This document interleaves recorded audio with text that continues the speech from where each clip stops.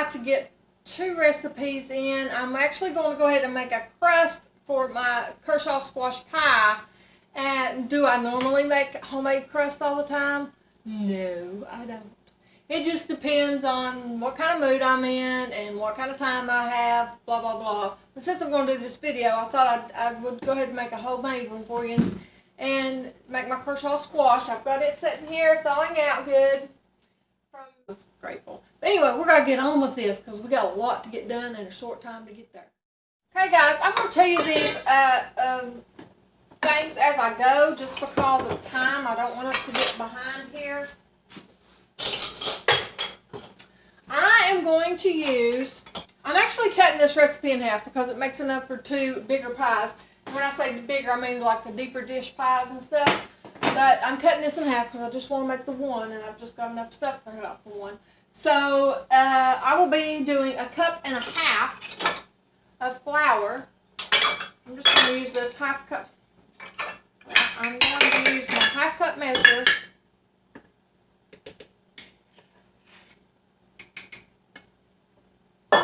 So there's 1.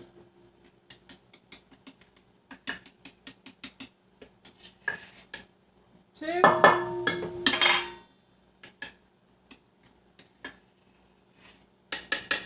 And 3. Well, I can make some racket, can't I? Now, this is best if it's chilled real good. I usually try to keep this in my refrigerator if I know I'm going to be making something like this because it does better if it's good and chilled. And even my flour for that matter. It would be great to be able to put your flour in there. But I didn't. This is for my family, so they'll love me regardless. And I'm going to use, calls for 1.5 cups, so 3/4 cup of shortening or large.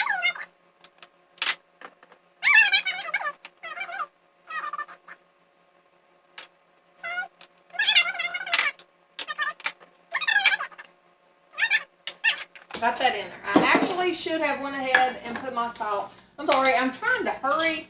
And when I hurry with these type of things, I mess up. Because I'm doing it on the camera and that makes you want to hurry that much more. Let me get my egg. Drop my egg. If you have a pastry cutter,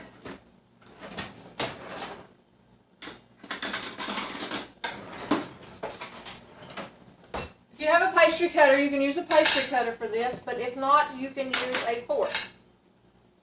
Now, I'll just tell you, I'll use the pastry cutter for a little bit, and then I'll use my fork, just because I like the way it does better. And I like to throw my flour over top of my shortening. Just kind of helps keep it from sticking as bad. And I'm just going to mash that in with my salt as well. They say till it gets pea size.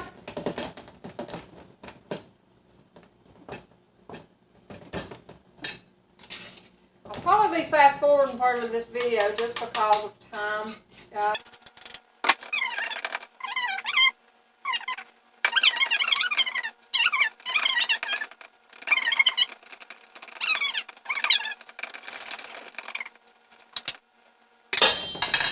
Now, I'll add my egg. Clean that bad boy up so I can use it for my stuff later. What did I do with my dish towel? I just got a fresh one out. There it is. It was a snake that bit me. Okay, now here's a couple keys here, guys, that I just love to pieces. I'm going to use vinegar in this pie crust. And I'll tell you why. And I'm probably not going to tell you the most technical way of this, but vinegar helps, I want to say, break down the gluten. And I'll post this in the description below because I don't want to tell you wrong. But it breaks down the gluten to where it keeps it from being tough, so it makes for a flakier crust. But I will, like I said, I'll put the example of that down in the bottom. I'll look it up and tell you exactly how it's worded because I don't remember how that's worded. And I'm going to use, since it calls for a tablespoon, I'm going to use a half a tablespoon, which is this little booger right here. So I really like this recipe. This is what I give credit to it for. I was reading that back in the day of, let me get my water first. It says 5 tablespoons, so I'm going to use 2.5 tablespoons. But I'm going to start out with just 2. Back in the day, they said that the crust was always really thick compared to the fruit that was in it. And the reason that was because they didn't have as much fruit as they did flour and lard and stuff like that, so they actually made the crust a lot thicker than what we know it to be now. Thought that was interesting. Mixing this up good.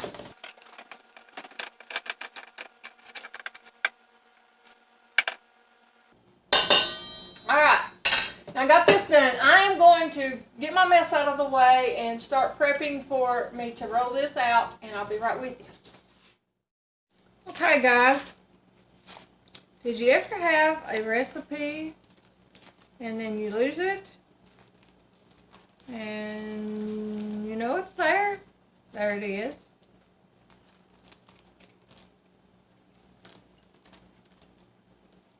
Hey guys, guess what this is? Lori's sourdough starter. That's Laura from Whippoorwheel Holler. I just love her. And I love that starter. If you haven't ever seen that recipe, that's a really good recipe. I love that starter. It's super easy to keep up with. Anyway, I wanted to see what my oven time was. I forgot. And you know what?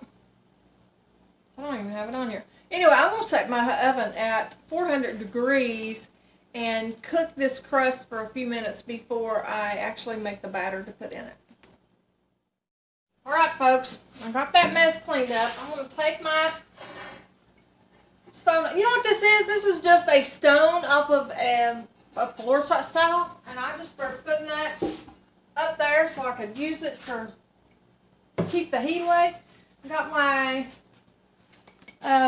cleaner. There's an all-purpose cleaner that I make myself.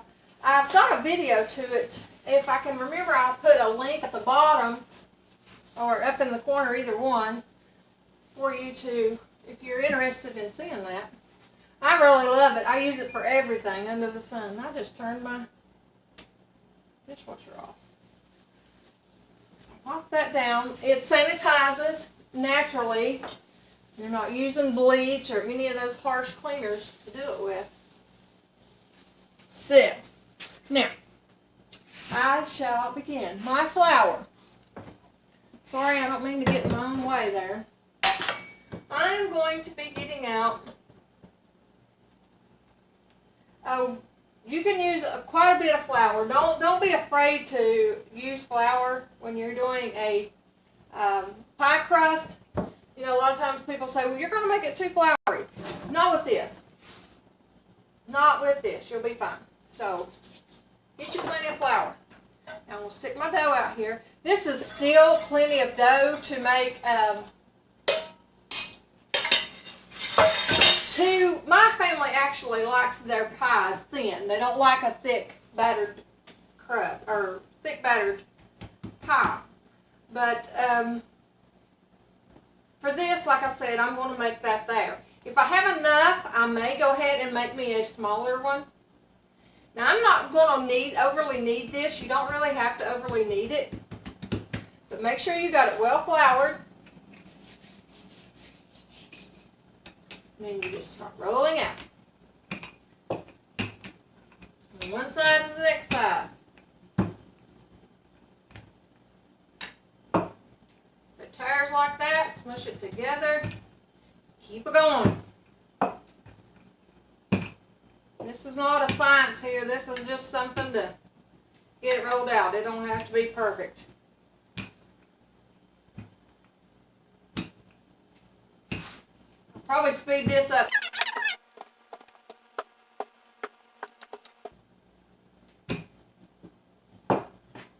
Now, I'll take my plate, lay it across through there. It's a little short right here, but it'll work. Now, what you want to do is fold your crust in half. Take your time. You don't have to be in no big hurry to do this. And if it tears, whoop-de-doo. Keep rolling.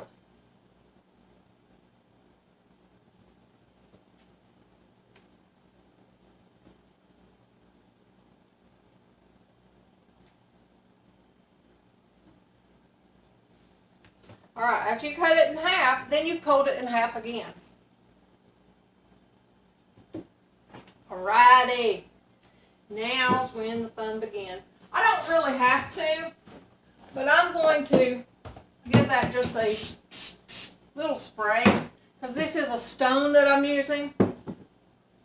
Now you'll take the center of the point and you'll stick it in the center of your pan. Then you'll unfold this, and you'll unfold it again. These little pieces fall off, let them fall. They ain't hurting nobody. Now,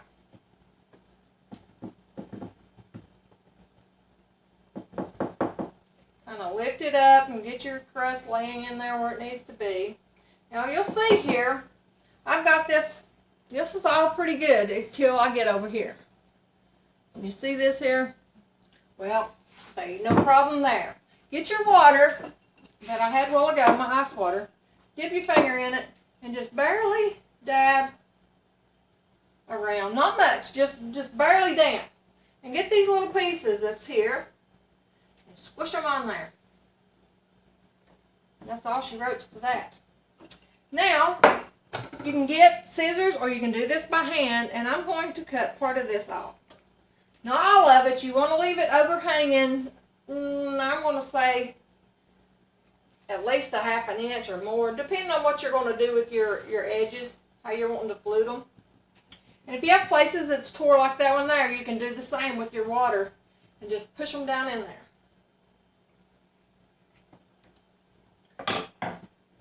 Pastries and baking, this type of thing, cakes, has always been something I've just absolutely loved doing. And you know how everybody in the family's got their thing that they do? Well, this was my thing with my cakes and pies and stuff. Now, got that down, got that trimmed out.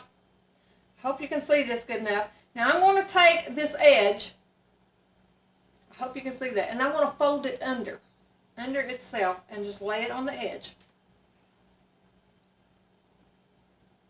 I hope that's coming in good enough. Let me scoot this camera in a little bit. Maybe you can see a little better. Okay. So I'm just tucking it under itself. There's a good one to show you with. And it may be thicker in spots than other spots. Just work it around to where it's about right, about even. We're not trying to win no trophies today.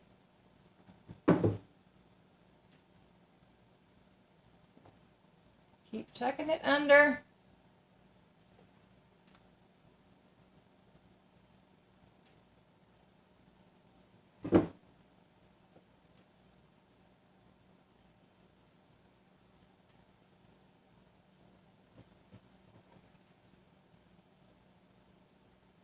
All right.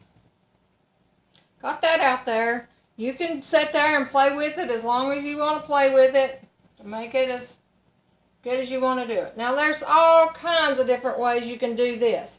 Now at Thanksgiving and stuff, I have some small cookie type cutters that I'll use this extra dough, and I'll cut me out some little pumpkins and stuff and lay around the edges of it, or leaves, or just whatever. Apple, if I'm making like an apple pie. But since it's this type of pie, I'm going to do just as simple as I can possibly do. You can take a fork, which I'm not going to do this. You can take a fork and just do like that all the way around the edges of your pie, and that's good. That's fine. Or you can take your fingers like this right here, 2 fingers, and then 1 finger. Maybe I should do it this way. And put it over the crust like this and kind of push in. So that's what I'm going to do. This is just the most common one that I've always done. And it ain't perfect either, but it adds to it a little.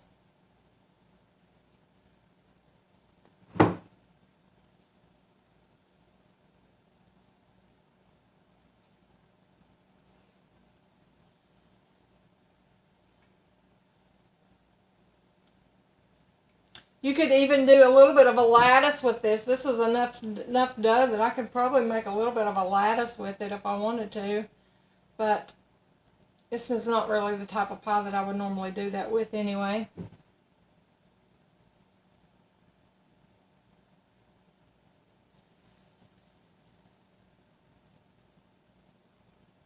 And there she blows.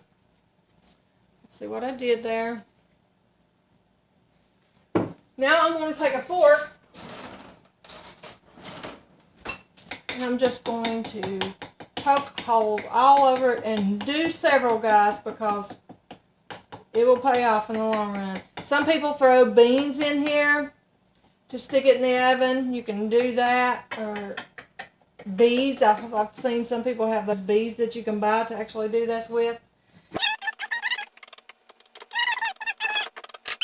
Got it on 400 just because I really want it to get crisped up.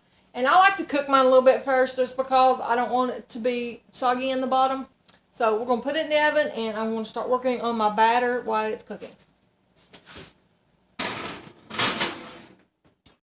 You know, guys, you can actually, a lot of times I will make this recipe and I'll divide it out in enough to make a couple pies, or 3 or 4 pies or whatever. And you can actually, I'll bottle it up, but I'll actually flatten it out some. And I'll freeze that. You can wrap it up and freeze it. And it freezes really well, and you can take it out when you need it that way. Or you sit and let your grandbabies play with it and make all their pretty little designs out of it, whichever suits you. Instead.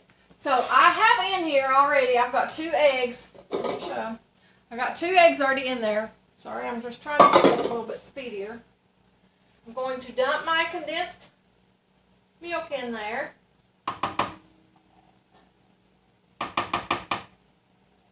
This here accounts for the sugar, so you don't really have to worry about the sugar this way, because it's already in that. Keep that on the spatula. Now here I have, I've got 1 teaspoon of cinnamon, a half a teaspoon of ginger, a half a teaspoon of nutmeg, and a half a teaspoon of salt. I added just a little bit, not even an 1/8 of a teaspoon of clove, just because I like clove. So I'm going to go ahead and dump that in there. And then I'm going to add my 2 cups of pumpkin or squash, whichever suits your fancy. If you look at most actual squash recipes, they actually are pretty much the same thing as a pumpkin pie anyway. So even if you look that up, you'll see that.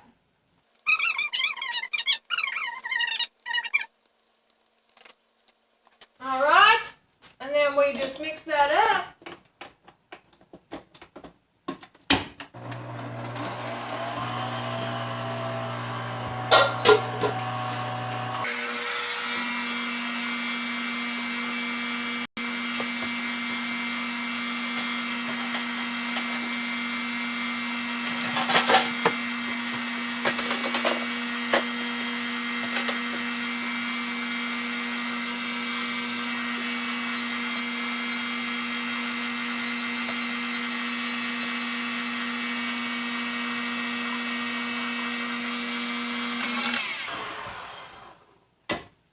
Righty.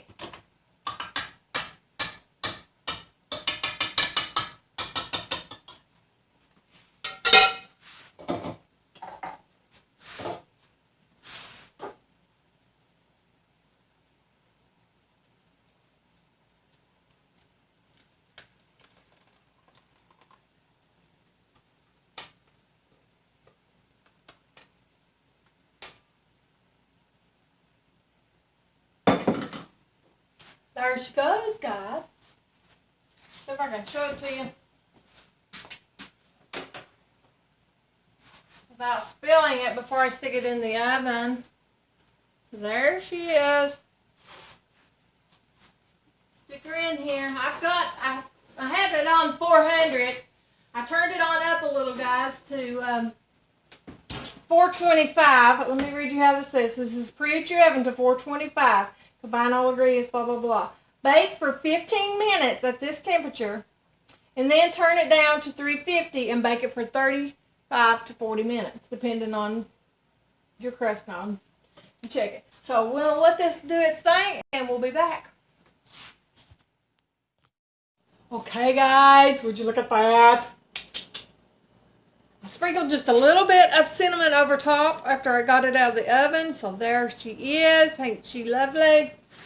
Can't wait to dig into her. Well, I hope you guys enjoyed this. If you did, I ask you to give me a thumbs up. If you haven't subscribed, I encourage you to subscribe to my videos. And next week, I know that I'll be getting the tomato sauce and canned tomatoes. I've done a little of both that day. Video up next week. And I think that's it. I'm also going to put a link to Lori from Whippoorwheel Hollow's sourdough starter. Even if you'd already seen that, but you didn't know if you wanted to try it or not, as a second person that tried it, I really like it, guys. It's worth trying. It's super simple and easy to keep up with and stuff. So I'll put that link down below as well, or up above, one or the other, somewhere up here and down there, wherever. Anyway, God bless you guys. Thank you for watching, and I'll see you later. Hey guys, I'm still canning, as you can tell here, but I got my pie. The quick done fell off the side of it, but there it is. You see how that looks on the side? Still a little warm. I couldn't wait no longer. Now I'm going to taste it. Make sure it ain't hot. Woo!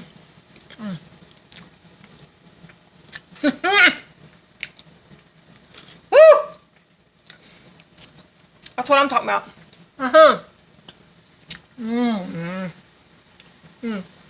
Guys, this pie is good. I don't care who made it. It's the recipe, and it's the Cushaw squash. Not the cook. This is awesome. Gotta try it, guys. Really, really, really try it.